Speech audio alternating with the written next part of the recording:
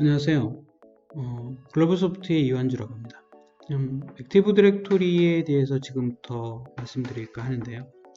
첫 번째 주제는 Why 액티브 디렉토리입니다. 왜 액티브 디렉토리를 해야 되느냐, 그 다음에 액티브 디렉토리 할 때 많은 분들은 어떤 것들을 고민하느냐 라고 하는 것들을 좀 주제로 해서 설명드릴까 합니다.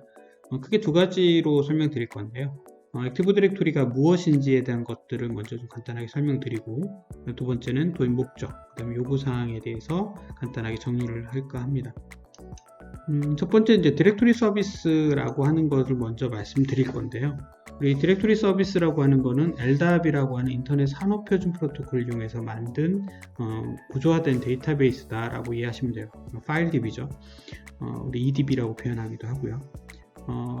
이 액티브 디렉토리 서비스는 사실은 MS에서 먼저 쓴 건 아니고요. 지금 보시는 것처럼 1993년도의 자료에 의하면 노벨 네데워에서 LDAP 기반에 있는 노벨 네데워 네데워 디렉토리 서비스 NDS라고 해서 하는 이미 디렉토리 서비스를 사용하고 있었고요. 그 다음에 유닉스에서도 마찬가지, 리눅스나 유닉스 환경에서도 마찬가지로 LDAP 베이스의 디렉토리 서비스를 제공하는 걸 알 수 있습니다. MS에서는 윈도우 2000 때부터 디렉토리 서비스라고 하는 것을 처음 도입했고요. 그리고 이제 그 고유 명사로서 액티브 디렉토리라고 하는 명칭을 만들어낸 거죠. 그래서 많은 사람들이 디렉토리 서비스 하면 현재는 액티브 디렉토리를 가장 잘 알고 계신 거고요.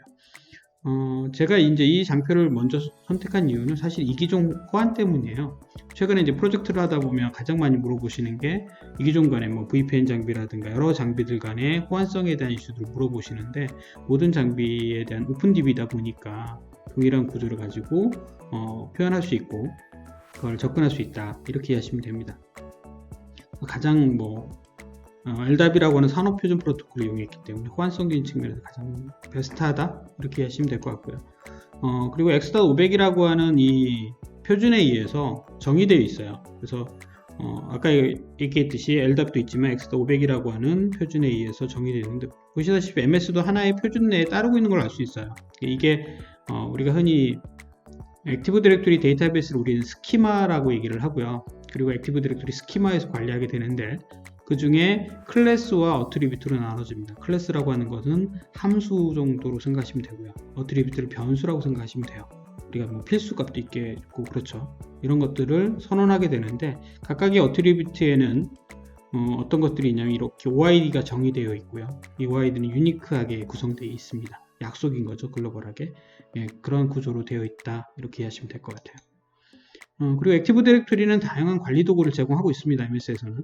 그래서 그 액티브 디렉토리 사용자 및 컴퓨터를 이제 가장 많이 사용하시게 되고요. 사용자 관리적인 측면에서는 여러 가지 구조적인 거는 액티브 디렉토리 도메인 및 트러스트, 혹은 스키마 관리할 때는 액티브 디렉토리 스키마, 이런 여러 가지 도구들이 있고요. 최근에 2012부터죠, 액티브 디렉토리 관리 센터라는 게 나와서 지운 걸 복구하거나 어떤 특정한 계정에 대한 패스워드 정책을 다르게 하거나 이런 도구도 제공하고 있고요.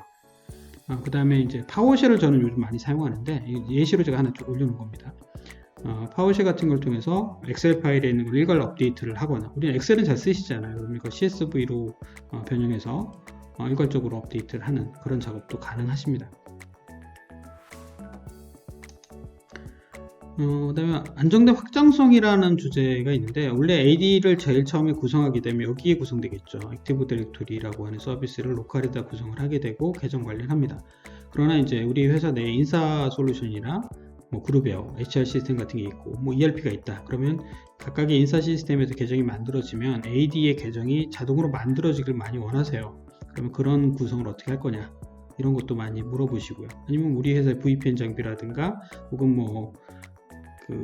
DLP라든가 이런 게 있다면 걔네들의 연동, 우리 DLP 같은 경우는 노트북 분출 서비스 같은 거 할 때 결제 승인하거나 이럴 수도 있거든요. 그럼 그런 걸 할 때 마찬가지로 하나의 인증 프로세서를 타고 하시는 방법이 없느냐, 이런 걸 많이 물어보세요. 그래서 그런 것들에 대한 체계를 만들어내는 거죠. 단순하게 이렇게만 구성되는 게 아니고 내부 확장이라든가 혹은 클라우드의 확장입니다. 이거는 애저 쪽에 애저 AD 커넥터를 통해서 이제 동기화를 하게 되는데, 기본적으로 그럼 거기에 맞는 계정이 역시 동기화되어 있고, 그리고 이제 SaaS 어플리케이션들, 우리 회사에 이제 오토스크 엔지니어들이 있어요. 근데 그 계정의 직원들도 AD 인증돼 있으면 오토스크 라이센스를 그 인증 계정을 통해서 부여받을 수 있게끔 다 등록되고 할 수 있습니다. 저희도 그렇게 쓰고 있고요. 이미 뭐 오토스크라든가 뭐 젠드스크라든가 이런 것들도 다 한 번에 인증도 가능하고요. 구글 인증 로그인 하실 때도 AD 계정을 통해서 인증도 가능하세요.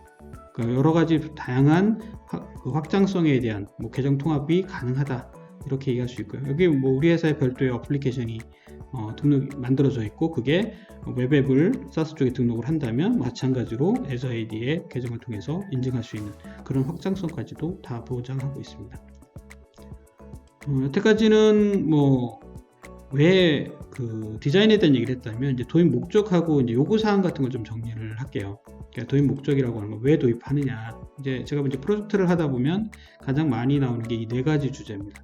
하나는 응용 프로그램을 사용하기 위해서, 또 하나는 계정이라든가 보안, 그룹 정책을 통해서 일괄적인 보안을 하고 싶기 때문에, 또 하나는 이기종 통합 때문에, 약간 뭐 싱글 사용 같은 거 하나의 계정을 통합 인증을 하고 싶기 때문에, 아니면 본사에서 지침이 내려와서 우리 글로벌 기업인데 본사 지침에 의해서 AD를 도입해야 된다. 그래서 해야 된다. 이런 이제 요구 조건도 내려올 수 있습니다. 그럼 각각의 이 네 가지 요구 조건에 따라서 제가 이제 현장에 가서 컨설팅을 하면 각각의 요구 사항들을 쭉 말씀해 주시고 제가 이제 거기에 맞게 이제 컨설팅을 해드리고 있죠. 실제 이제 요구 사항 같은 거에 약간 좀 구체적인 내용인데, 이제 AD를 하면 다 할 수 있느냐 이렇게 많이 물어보세요. 그래서 그건 아니고요 라고 얘기를 말씀드리는데, 그러면 과연 어떤 것이 되고 어떤 게 안 되느냐, 여기는 이제 전부 다 되는 것들만 좀 제가 좀 적어봤습니다. 계정 관리 쪽에서는 암호에 대한 주기적 변경, 그다음에 뭐 패스워드 길이, 뭐 복잡도, 이런 것들을 많이 요구하세요. 그럼 그런 것들을 관리할 수 있어야 된다라는 거고, 패스워드를 뭐 몇 번 이상 틀리면 로그인 못하게. 왜냐면 해커들이 계속적인 이제 해킹 시도 툴 같은 걸 이용해서 해킹을 시도하니까 이제 그런 것들을 못하게 막는 게 필요하기 때문에 이제 이런 것들 정책에 걸기도 하고요. 그 다음에 관리자 계정은 좀 더 복잡한 암호를 썼으면 좋겠어 라고 하는 요구 조건도 있으세요. 그래서 그런 것들도 가능하시고요. 2차 인증이나 조건부 액세스에 대한 것들을 사용하고 싶다라고 하시는 분도 있는데, 얘는 이제 기본 옵션은 아니고 Azure AD랑 연동하거나 아니면 2차 인증 솔루션을 별도로 도입을 하시면 가능하십니다. 어쨌든 2차 인증이라고 하는 거는 현재 인증을 하면 한 번 더 인증하는 거죠. 그래서 AD 뭐 문자나 혹은 뭐 메일이나 이렇게 해서 인증을 받고 로그인 하시는 방식이고요. 조건부 액세스는 그거죠. 어떤 조건이 만족이 되면, 그래서 이제 대부분 회사의 공인 IP 대역대를 넣어놓습니다. 넣어놓게 되면 그 IP 대역대에서는 인증 요청 오면 회사 내부니까 2차 인증을 하지 말고 아닌 경우에만 2차 인증해라. 그래서 회사 밖에서만 2차 인증을 하고 회사 내에서는 인증을 안 한다든가, 이런 것들이 이제 조건부 액세스입니다. 어떤 조건을 부여해서 액세스에 대한 옵션을 좀 바꾸는 거죠. 그다음에 계정 연동에 대한 부분이 있는데, 인사연동 솔루션과 계정 연동을 좀 하고 싶은 거죠. 아까 HR 시스템이라든가 뭐 ERP에서도 할 수도 있고 그룹웨어에서도 할 수도 있고, 그런 데서 한번 이제 인사가 발생되게 되면 해당되는 계정이 만들어지게 되고 AD 계정을 자동으로 생성되게 하는 그런 절차를 이제 요청을 하세요. 그럼 이제 그런 개발 방법에 대한 거, 이거는 이제 사용하시는 툴이나 방법이라든가 로그인 절차라든가 여러 가지에 따라서 다 너무 다양하기 때문에 이제 그거는 제가 각각 컨설팅 할 때마다 해당되는 요구 조건들을 이제 듣고 말씀을 드리긴 하죠. 그 다음에 클라우드 연동에 대한 얘기도 있습니다. 그래서 클라우드 계정도 마찬가지로 AD에서 계정이 만들어졌다면 그 계정을 통해서 일괄 관리하고 싶다, 이렇게 얘기를 하시죠. 그래서 그런 계정에 대한 부분, 좀 뭐 동기화 타임 때문에 이슈가 좀 있으세요. 그러니까 로컬이 계정이 만들어지면 Azure AD 커넥터를 하게 되면 이제 1시간에 최소 15분에서 일주일 사이에 동기화 시간을 갖게 되고, 디폴트는 15분이거든요. 최소가 15분이니까 그러면 그 동기화에 대한 부분을 좀 줄일 수 있는 방법이 없느냐라고 해서 하는 것들이 좀 나오게 되고요. 이제 그런 것들에 대한 이제 요구 조건 때문에 MS도 만든 게 액티브 디렉토리 페더레이션 서비스라는 게 있죠. 그런 걸 통해서 그런 인증 자체도 아예 내부 AD에서 인증하게끔 유도하는 방법이라든가 이런 것도 제공하고 있습니다. 마찬가지로 이제 싱글 사용 같은 경우도 어떻게 할 것인지에 대한 고민을 하죠. 그럼 회사 어플리케이션 혹은 기타 어플리케이션들을 하나의 계정으로 싱글 사용까지 할 수 있는 절차를 많이 고민하시게 되고요.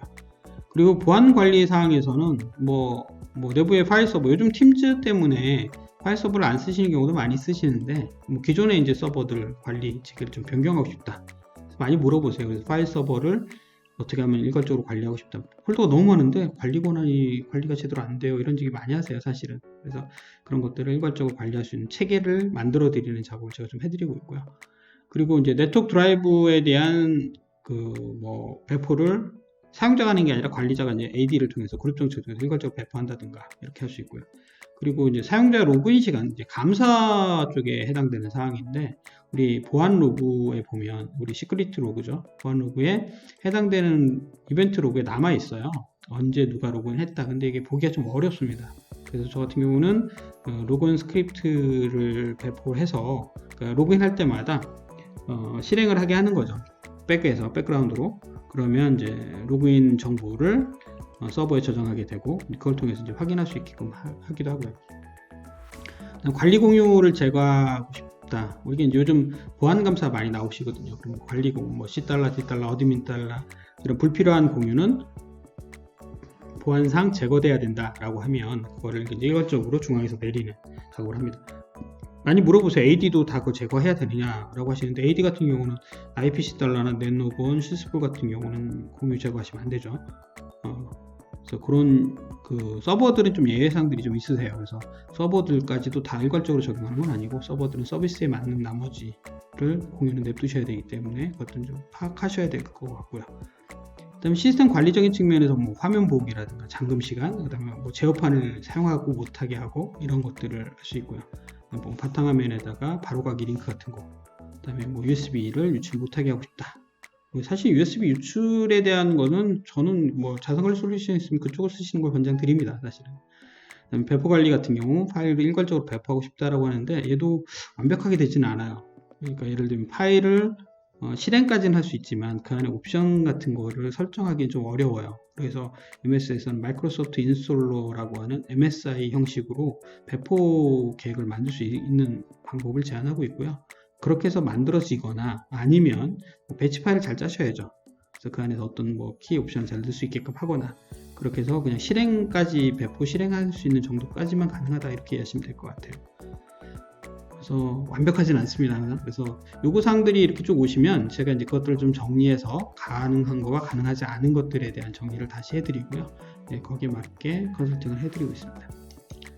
오늘 시간에서는 첫 번째 시간이라서 액티브 디렉토리에 대해서 고객들이 어떤 것들을 요구했고 그런 것들을 좀 설명을 좀 드리는 시간을 가졌습니다. 네, 감사합니다.